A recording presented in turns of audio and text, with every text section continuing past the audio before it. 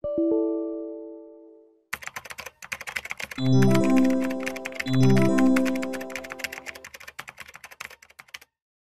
have our right to work for our languages. The UN also has a declaration of the rights of indigenous peoples. The Council of Europe, which actually includes Turkey, has the European Charter for Regional or Minoritized Languages. We have the Barcelona Universal Declaration of Linguistic Rights, and we also have the Girona Manifesto on Linguistic Rights from PEN International. Most of the academic work, at least, on revitalization, it's grounded on Fishman's work. Of course, Fishman wrote this 20 years ago, and he was not very keen on media. He saw media as a foreign actor. That is, normally minoritized groups, maybe 20 years ago, they didn't have the means to establish their own institutional media. So that sort of media had to come from outside the community. But of course, the content of that program was controlled from outside the community. And that's one of the reasons that Fishman disliked the use of media for language revitalization. The boundary that Fishman saw between virtual and real life is not as clear anymore. And the concept of virtual community is very common. And we all participate in virtual communities, and we can even create our own virtual communities nowadays. So that concept doesn't really hold anymore. So now we're going to talk about social media, and therefore we need to talk about computer mediated communication. I know that people think that young people don't read. Well, maybe they don't read literature books, but young people read much more than ever before. They read and then write to a degree that was not common 20 years ago, because we're constantly texting or posting stuff on social media. Okay, so when we look at language use online, there is a big problem. And Soria called it the digital, Claudia Soria, an Italian linguist, called it the digital language divide. The internet is not the most diverse place. It could be much more diverse. In terms of online content as a whole, if we don't look at number of websites, but like online content, around 30% of online content is in English, 25% is in Chinese, and then there's another 25% divided among a few big languages. I'm just gonna give a quick example, taking screenshots from Wikipedia. This is a screenshot of the first part of a very long entry on mammal in Wikipedia in English. So if you wanna look up this information in English, you have a lot of information. This is the Kurdish one. We can already see that it's not as long, so you must be missing some information here. But it's also available in other languages like Zazak. Okay, this is the whole entry in Zazaki. What that means is that if you speak Zazaki, you will have to use another language to get this information, right? So going back to this idea of digital language divide, now, of course, the thing is, where are the rest of the languages? The answer is probably that most of them, not all of them, of course, but most of them can actually be found online, but in social media. Here I have Octele and BrezoWeb. These are two internet-based televisions that are community televisions in Occitan and Breton. You also have the word blog. Here we can create your own blog, so you can have your own newspaper, and this is free for everyone. Here there's this is Micalets TV. That's a TV channel that streams content in Catalan. And then here, this is a screenshot of my Facebook from a couple of years ago in Tatar. Having our language available online has some effects. Basically, the more languages we use on social media, the more they will be present, and then the more diversified the internet will be. Gerrier is Norman French, spoken in the Channel Islands between France and the UK. And they are very good at creating memes. So this is a reference to pop culture. I will look for you, I will find you, and I will kill you, right? That's the original sentence. They changed it to I will look for you, I will find you, and I will speak to you in Jahir, right? Social media allows minoritized languages also to connect with pop culture. In 2017, there was this project called the Digital Language Diversity. The results of their project contain interviews to some speakers. I kept the original in the language above, and this person is saying teenagers are completely crazy with things like YouTube. And of course, if there are no YouTubers in Breton talking about video gaming in Breton, that means the Breton speakers, when they want to talk about video games, they will probably do it in French because that's the language they consume video game material in. This is another speaker. This is a Basque speaker.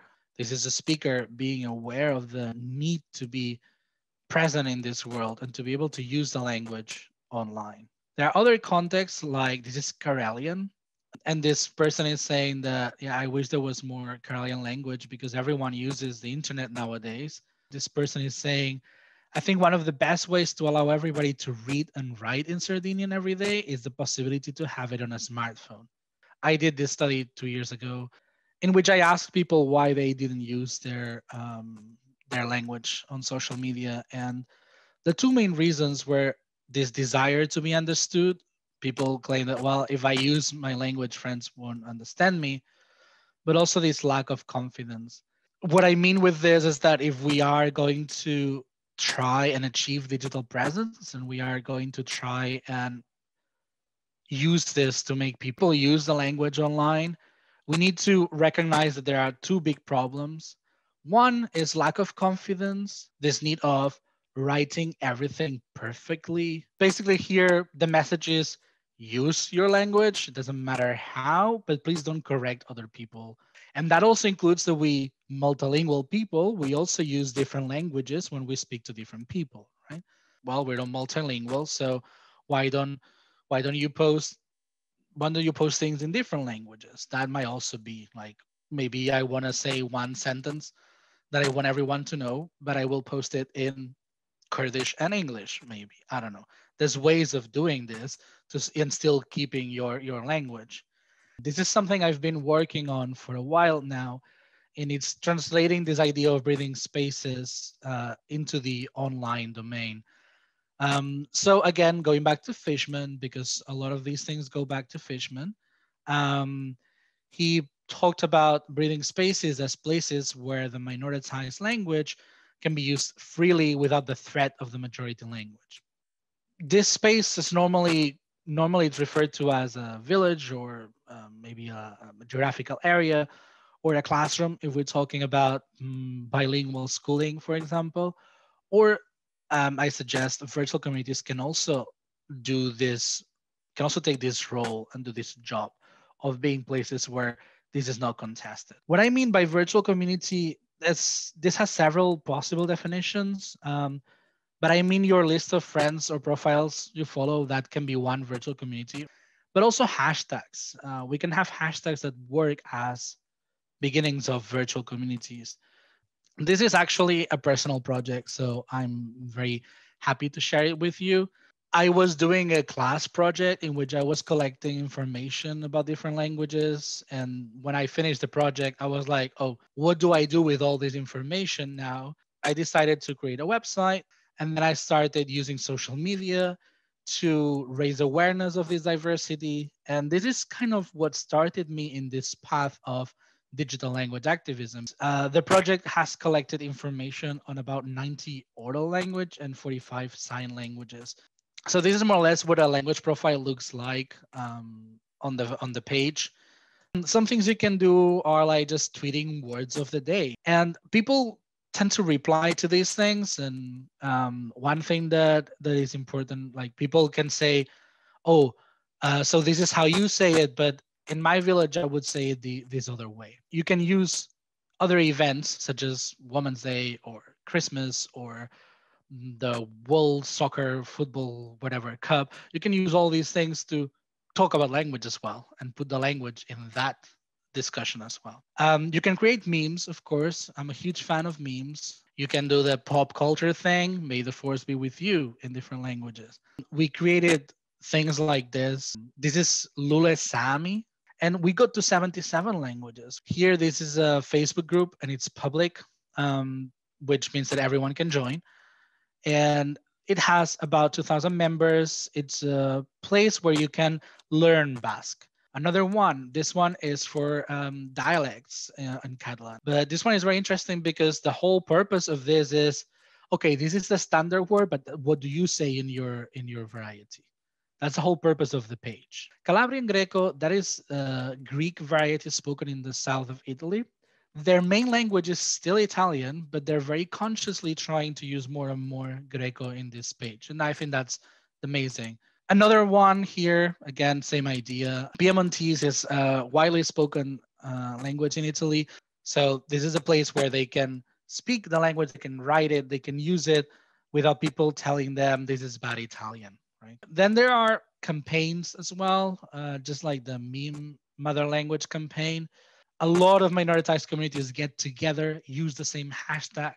The Frisians, for example, have the Frisian Twitter Day. Other things, for example, there's this Facebook group, shares and creates materials to revitalize Mapuche or Mapudungun in the languages Wamapu. That's the original name of the language. Another Facebook page is this Tereo Maori memes. That's memes in Maori. This is Matuwal, which is an Austronesian language spoken in Taiwan. And this person, he's a teacher, he's a language activist. He has a YouTube channel. He has Facebook. This is a YouTube channel. It's Irish language. And in this YouTube channel, they share covers of pop music in Irish. This is Jeremias Salazar. He's a speaker of Ukrainian Mixtec. This is the language that I'm currently working on. Twitch is another social media platform. So what these people have done is they've collected everything that was already made.